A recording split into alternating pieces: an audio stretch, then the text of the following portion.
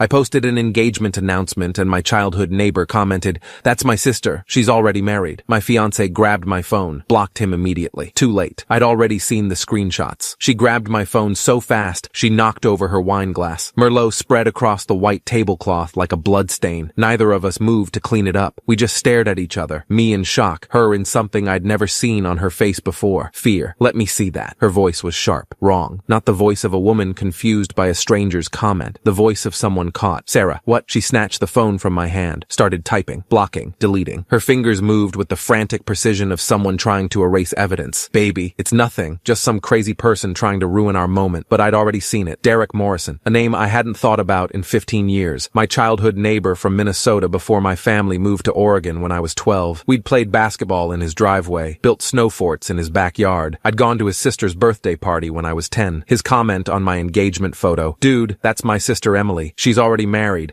Call me ASAP." And before Sarah blocked him, before she deleted everything, I'd seen the notification preview of his follow-up comment. 3 screenshots, a wedding photo, a marriage certificate, a driver's license, all showing the woman sitting across from me. The woman I'd proposed to 6 hours ago. The woman whose real name apparently wasn't Sarah at all. Let me back up. My name is Marcus Chen, 31 years old, software engineer at a tech company in Portland. Normal life, normal job, normal everything. I met Sarah, or whoever she really was, 10 months ago at a coffee shop downtown. One of those meet-cute moments that feel too perfect to be real. Turns out, it was. She was sitting at the table next to mine, reading a book I'd just finished. Same obscure novel about a lighthouse keeper in Maine. I made a comment about the ending. She laughed. We talked for 3 hours. By the end of that first conversation, I was already falling. Sarah Thompson, 29 years old, graphic designer who worked remotely for clients across the country. Originally from California, she said. Moved to Portland 2 years ago for a fresh start after a bad breakup. She was beautiful, warm, funny. The kind of person who remembered small details and asked follow-up questions and made you feel like the most interesting person in the room. We dated for 8 months before I asked her to move in. She said yes immediately. Brought over 2 suitcases and a laptop. Didn't have much stuff, she explained. She'd sold most of it when she moved to Portland, traveling light. I thought it was charming, minimalist, a woman who didn't need material things to be happy. Now I realized she was ready to run at any moment. The red flags were there. They always are. I just didn't want to see them. First flag, she had no social media. I deleted everything after my ex, she explained when I asked. Too many memories, too much drama. I'm happier without it. I believed her, respected her digital detox, thought it was healthy. Second flag, she never talked about her family. We're not close, she'd say whenever I asked. They're back in California. We talk sometimes. It's complicated. I didn't push. Everyone has family issues. I figured she'd open up when she was ready. Third flag, she was vague about her past. No photos from college, no stories about childhood friends, no contact with anyone from before Portland. Her life seemed to start the day we met. I told myself it was privacy, that she was a private person, that some people just don't dwell on the past. Fourth flag, the phone calls. Sometimes late at night, her phone would buzz. She'd glance at it, then silence it without answering. Spam, she'd say. I need to block that number. But I noticed the way her jaw tightened when it happened, the way she'd be distracted for hours afterward. I told myself it was nothing. I was wrong about everything. The proposal was at sunset on the coast, Cannon Beach, her favorite spot. We'd driven out for a weekend getaway, and I'd had the ring in my pocket for 3 weeks, waiting for the perfect moment. I got down on one knee in front of Haystack Rock. The orange light made everything glow. She cried, said yes. We took photos, posted them immediately because I wanted the whole world to know. Biggest mistake of my life. We drove back to Portland that night, giddy and exhausted and making plans. Summer wedding, small ceremony, maybe a destination honeymoon. We stopped for dinner at our favorite restaurant. I posted the engagement photo while we waited for our food. Simple caption, she said yes. The congratulations rolled in. Friends from college, co-workers, family, and then Derek Morrison. Dude, that's my sister Emily. She's already married. Call me ASAP. 6 hours after the happiest moment of my life, everything fell apart. She handed my phone back after blocking Derek. The comment was gone, like it never happened. There, problem solved. Her smile was tight, forced. Now where were we? You said something about a summer wedding? Sarah. Yes? Why did you block him so fast? Because he's obviously some creep trying to ruin our happiness. People do that, you know. Jealous people, trolls. You can't let them. He's not a troll. He's Derek Morrison. I grew up next to him in Minnesota. Her face flickered, just for a second. Then the mask slid back into place. Well, he's clearly confused. Mistaken identity. He said you're his sister Emily, that you're already married. That's insane. My name is Sarah. You've seen my driver's license. You know me, did I? I need to use the bathroom, I said. Okay? She seemed relieved. I'll order dessert. I walked to the restroom, locked myself in a stall, pulled out my phone. Derek was blocked on my mobile app, but I had Facebook on my laptop at home. If he'd posted screenshots, they might still be there. I needed needed to see them, needed to know if I was crazy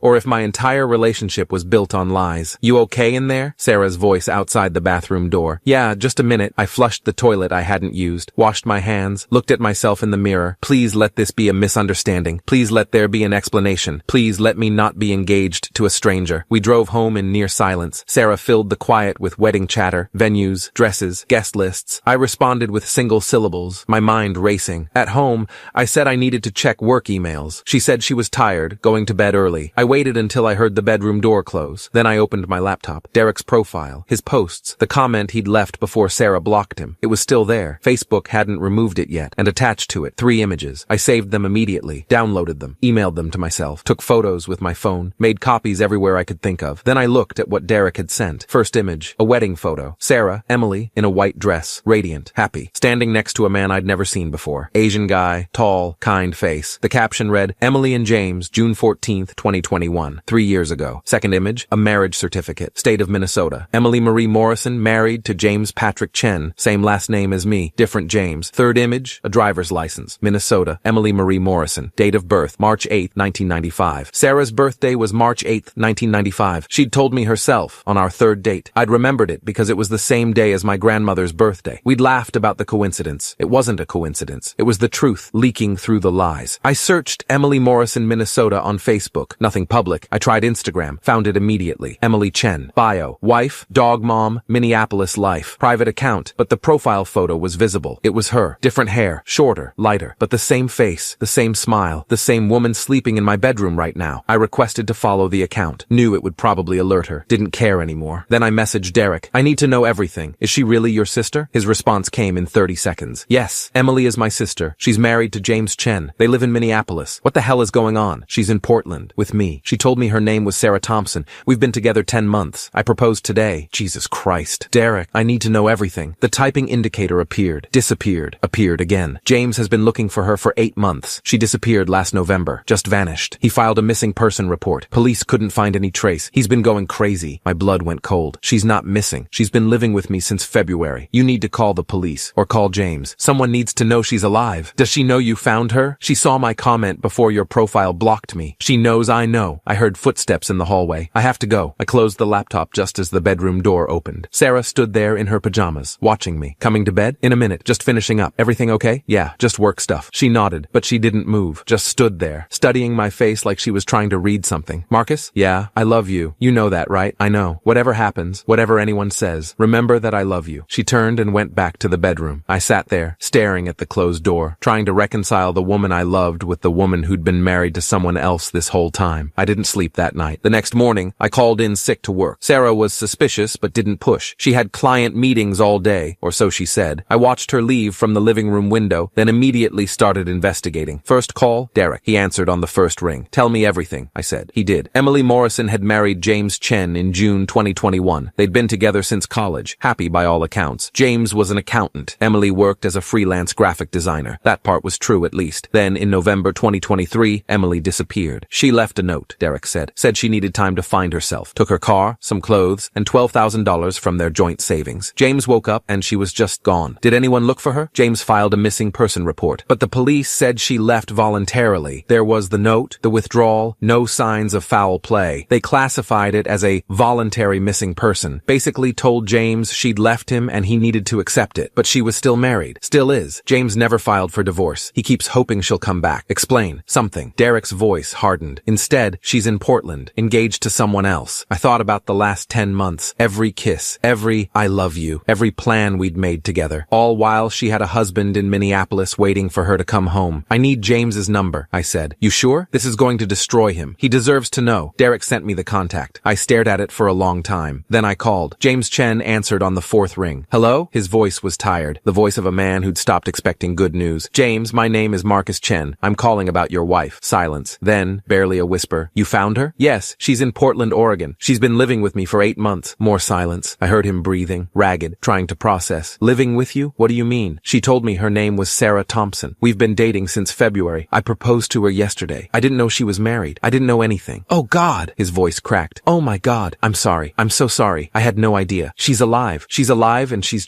been with someone else this whole time? James, I know this is a lot, but I need to tell you something else. What? She She knows. Her brother Derek saw my engagement post and commented. She blocked him, but she knows her cover is blown. I think she might run again. He was crying now. I could hear it. She can't. Not again. I've been going crazy for 8 months. I need to know why. I need to see her.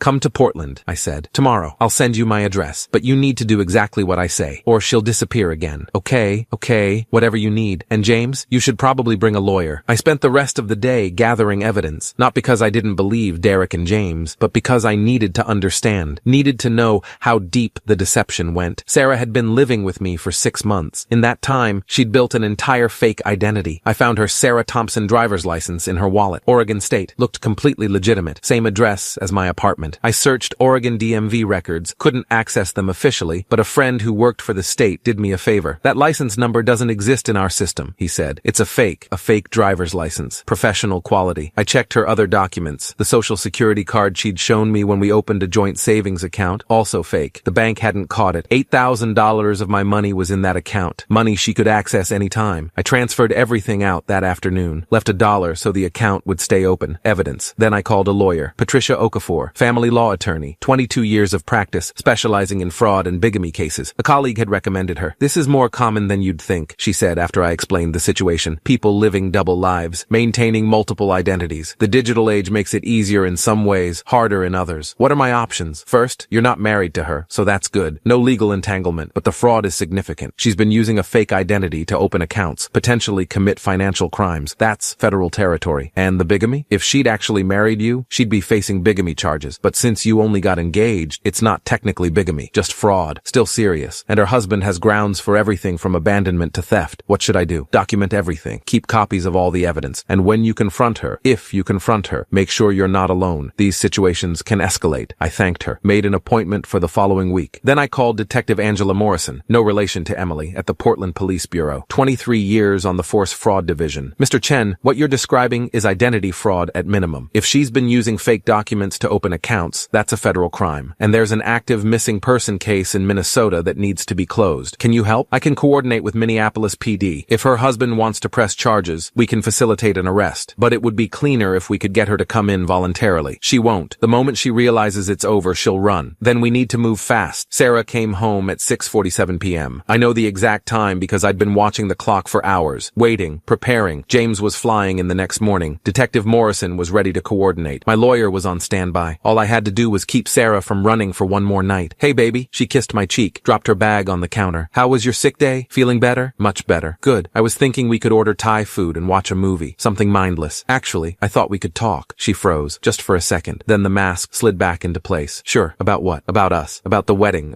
I paused. About your family. Her smile didn't waver, but her eyes changed. Went hard, calculating. What about my family? You never talk about them. I realized I don't even know your parents' names, or if you have siblings. I'm about to marry you, and I don't know anything about where you come from. She sat down across from me, folded her hands. I told you, we're not close. There's not much to tell. Everyone has a story, Sarah. I want to know yours. Why? Why now? Because of what Derek said. Her face went pale. I told you, that was a misunderstanding. I know, but it got me thinking. I don't have any photos of you from before we met. No old friends. No history. It's like you didn't exist before Portland. Some people don't have big pasts, Marcus. Some people just want to move forward. And some people are hiding things. Silence. Her mask was slipping. I could see it. The careful construction of Sarah Thompson starting to crack. What are you saying? I pulled out my phone. Opened the screenshots I'd saved. The wedding photo. The marriage certificate. The driver's license. I turned the screen toward her. I'm saying I need you to explain this. Emily. Her face went through 3 expressions in 2 seconds. Shock. Fear. Then something cold and calculating that I'd never seen before. Where did you get those? Derek. Before you deleted his comment. That's not... I can explain. Then explain. Please. Because right now I'm looking at proof that you're already married to a man named James Chen in Minnesota. That your real name is Emily Morrison. That everything you've told me for 10 months has been a lie. She stood up, backed away from the table. It's not what you think. Then what is it? I left him. James. I left because I wasn't happy. Because the marriage was suffocating me. I needed to start over. You needed to become a completely different person? Fake IDs? Fake name? Stealing $12,000 and disappearing? He would have found me. He was controlling. Obsessive. I had to completely cut ties or he'd never let me go. That's funny, because I talked to James this morning. He didn't sound controlling. He sounded like a man who's been destroyed for 8 months, wondering if his wife was dead. Her expression changed again. The mask fully gone now. You talked to him? He's flying here tomorrow. You called him? You brought him here? Her voice rose. Do you have any idea what you've done? I've done what any decent person would do. I told a man his missing wife is is alive and well and engaged to someone else. You don't understand. You don't know what he's really like. I know what you're really like. That's enough. She grabbed her bag from the counter, started toward the door. I'm not staying for this. I'm not going to be ambushed. The police know too. She stopped, hand on the doorknob. They're coordinating with Minneapolis. There's an active missing person case. Fraud charges pending. If you run now, you're running from federal investigators, not just a confused husband. She turned slowly. You're destroying my life. No, Emily, you destroyed your own life. I'm just the one who figured it out. She didn't run. I don't know if it was because she realized she couldn't escape or because she still thought she could talk her way out of it, but she stayed, slept in the guest room, barely spoke. In the morning, James arrived. I met him at the airport. He was younger than I expected, 32, clean cut, the kind of guy you'd trust with your taxes. He looked like he hadn't slept in months. Thank you, he said when he saw me, for calling, for telling me. I'm sorry you had to find out this way. I'm sorry she did this to you too. We drove back to my apartment in silence. Detective Morrison met us in the parking lot. She'd coordinated with Minneapolis. The missing person case would be officially closed. Fraud charges were still being prepared. Is she still inside? Morrison asked. As of an hour ago. Let's go. Emily was sitting on the couch when we walked in. She saw James and her face crumpled. Not guilt, not regret. Just the look of someone whose careful plan had finally fallen apart. Emily, James's voice was raw. 8 months. 8 months I've been looking for you. Thinking you were dead. Thinking something terrible had happened. And you were here, living with someone else. Planning another wedding. James, I'm sorry. Sorry? You're sorry? He was crying now. I loved you. I thought we had a life together and you just erased me. Like I never existed. It wasn't working. We weren't working.